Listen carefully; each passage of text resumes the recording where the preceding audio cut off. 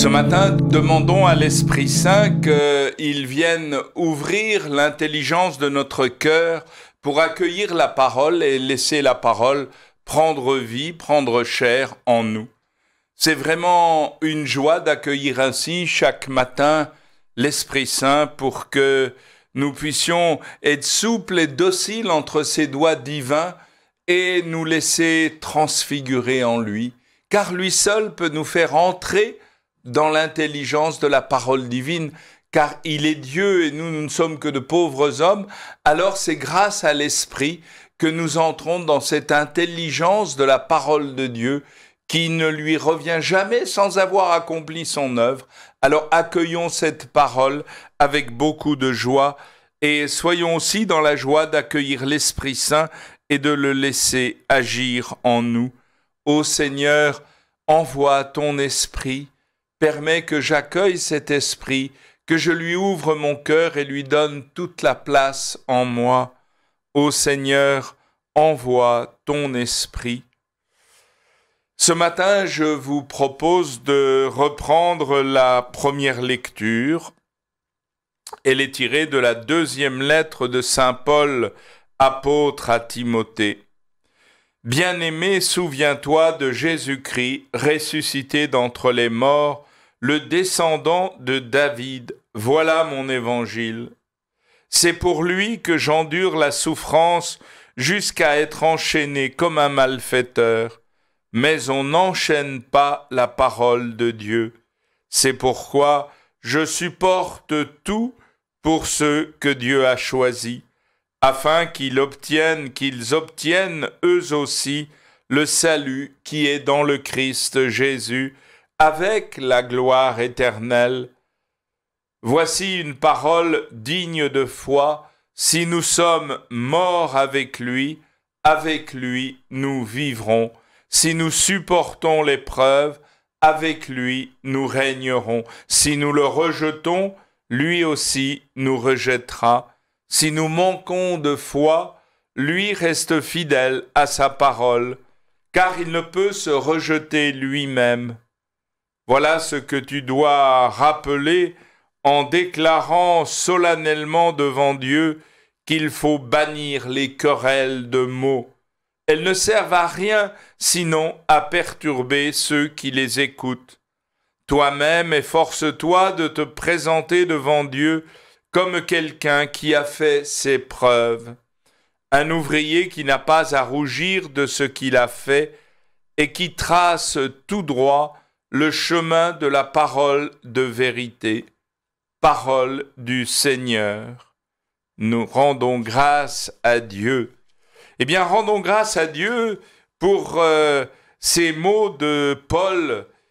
Et au commencement, il nous dit « Jésus-Christ ressuscité d'entre les morts, le descendant de David, voilà mon évangile. » C'est quand même étonnant. Jésus-Christ ressuscité d'entre les morts, le descendant de David, voilà mon évangile.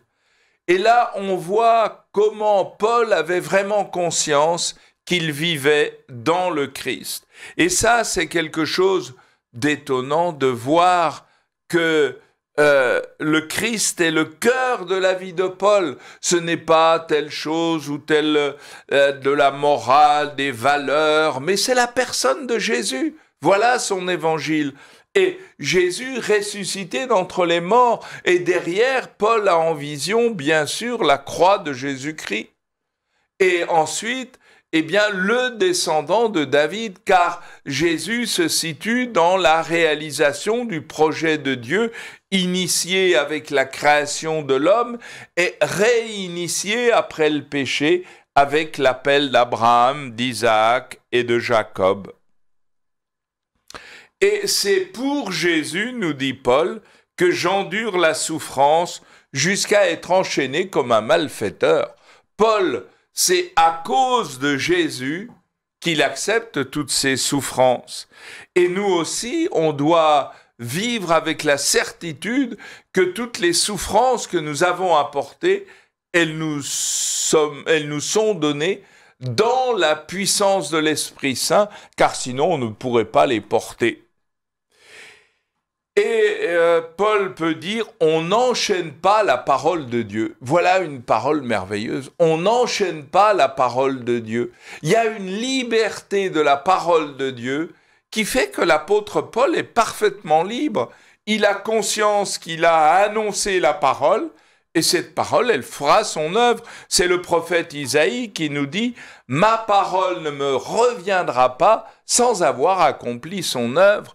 De la même manière que la pluie descend sur la terre pour permettre à la terre de porter du fruit en abondance, eh bien ma parole ne me reviendra pas sans avoir accompli son œuvre. Et là, vous voyez quel amour nous devons avoir de la parole de Dieu, car c'est vraiment par elle que cette parole, elle va se réaliser et que nous allons être transfigurés par cette parole. Et la parole, c'est le Verbe lui-même. C'est une équivalence même de mots, mais le Christ, il est le Verbe, il est la parole même de Dieu.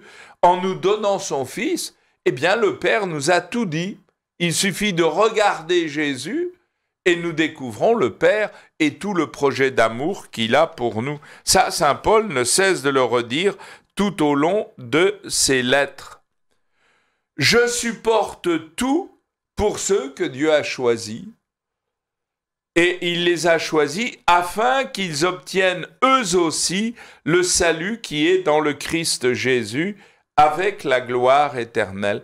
Eh bien, Dieu nous a choisis, nous aussi, pour que nous obtenions, nous aussi, le salut qui est dans le Christ Jésus. Nous sommes tous des pécheurs, vous comme moi, tous, mais en Jésus-Christ, nous avons le pardon des péchés.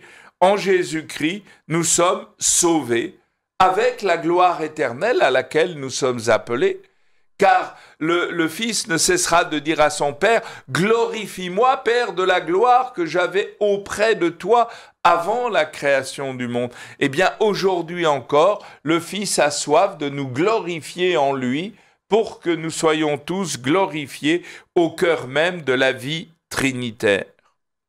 Et ensuite, Paul nous dit une parole digne de foi. « Si nous supportons l'épreuve, avec lui nous vivrons. Si nous supportons, si nous le rejetons, lui aussi nous rejettera. Si nous manquons de foi, lui, il reste fidèle à sa parole, car il ne peut se rejeter lui-même. » Vous avez 1, 2, 3, 4 fois, si nous sommes morts, si nous supportons l'épreuve, si nous le rejetons, lui le Christ, si nous manquons de foi, eh bien, à ce moment-là, au début, il nous dit, si nous sommes morts avec lui nous vivrons. Si nous supportons l'épreuve, avec lui nous régnerons. Si nous le rejetons, position inverse, eh bien, lui aussi nous rejettera. Si nous manquons de foi, lui reste fidèle. Là, c'est une autre certitude. Et voilà, nous dit Paul, voilà ce qu'il dit à Timothée, voilà ce que tu dois rappeler en déclarant solennellement devant Dieu qu'il faut bannir les querelles de mots. Elles ne servent à rien, sinon à perturber ceux qui les écoutent. Et là, il fait probablement référence à toutes les divisions, les discussions à n'en plus finir qui pouvaient diviser des disciples. Et à ce moment-là, il termine en disant « Toi-même, efforce-toi de te présenter devant Dieu, c'est pas devant ses frères, c'est devant Dieu, comme quelqu'un qui a fait ses preuves, un ouvrier qui n'a pas à rougir de ce qu'il a fait, qui trace tout droit le chemin de la parole de vérité. » Mais c'est merveilleux ça. Nous sommes des ouvriers et nous avons à tracer tout droit le chemin de la parole. C'est grâce à nous aujourd'hui que la parole va tracer son sillon, son chemin dans le cœur des hommes d'aujourd'hui.